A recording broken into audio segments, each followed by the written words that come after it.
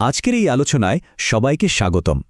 আমরা আজকে এমন একটা বিষয় নিয়ে কথা বলবো যা কম বেশি আমাদের সবারই কাজে লাগে, বিশেষ করে যখন কোনো কঠিন মানসিক পরিশ্রমের কাজ করতে হয়।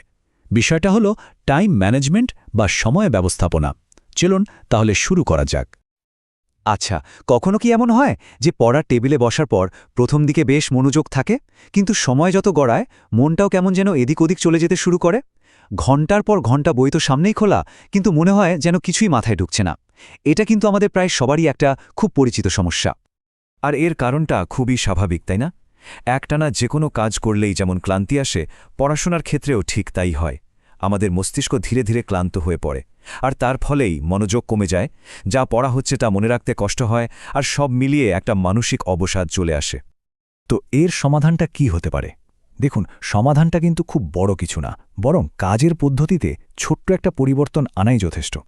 একটানা ঘন্টার পর ঘন্টা না পড়ে যদি একটু বিরতি নিয়ে কৌশল করে পড়া যায়, তাহলে কেমন হয় একবার ভাবুন তো। একদিকে টানা পড়ে ক্লান্ত হয়ে যাওয়া আর অন্যদিকে ছোট ছোট ব্রেকে নিজেকে রিফ্রেশ করে নেওয়া, কোনটা বেশি কাজে দেবে বলে মনে হয়?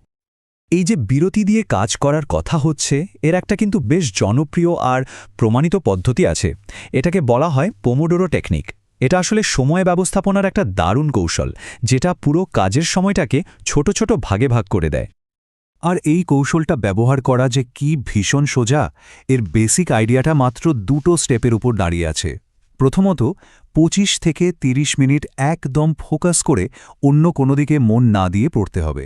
আর দ্বিতীয়ত, যেই এই সময়টা শেষ হলো, সাথে সাথে ৫ মিনিটের একটা ছোট্ট ব্রেক। ব্যাস, এই সহজ চক্রটাই হলো পোমোডোরো টেকনিকের একদম মূল কথা। এখন প্রশ্ন আসতেই পারে যে এত সহজ একটা কৌশল, এটা এত কার্যকর কেন? এর পেছনের মূল কারণ হলো, এটা আমাদের মস্তিষ্কের দুটো বড় চ্যালেঞ্জকে সামলায়। একটা হলো মনোযোগ ধরে রাখা, আর অন্যটা হলো মানসিক ক্লান্তি কমানো। চলুন দেখি এটা ঠিক কিভাবে কাজ করে। দেখুন, এর সবচেয়ে বড় সুবিধাটা হলো মনোযোগের উন্নতি। যখন মস্তিষ্ক জানে যে তাকে লম্বা সময়ের জন্য নয়, বরং মাত্র ২৫-৩০ মিনিটের জন্যই ফোকাস করতে হবে, তখন কাজটা কিন্তু অনেক সহজ হয়ে যায়। এই ছোট ছোট ডেডলাইনগুলো মনোযোগকে আরও বেশি তীক্ষ্ণ করতে সাহায্য করে। আর দ্বিতীয় যে গুরুত্বপূর্ণ সুবিধা, সেটা হলো ক্লান্তি কমে যাওয়া। প্রত্যেকটা সেশনের পর যে ৫ মিনিটের ব্রেক নেওয়া হয়, সেটা কিন্তু মস্তিষ্ককে একটু বিশ্রাম আর সতেজ হওয়ার সুযোগ দেয়। এর ফলে একটানা পড়ার কারণে যে একটা মানসিক চাপ বা ক্লান্তি তৈরি হয়, সেটা আর থাকে না। পড়ার আগ্রহটাও তাই টিকে থাকে।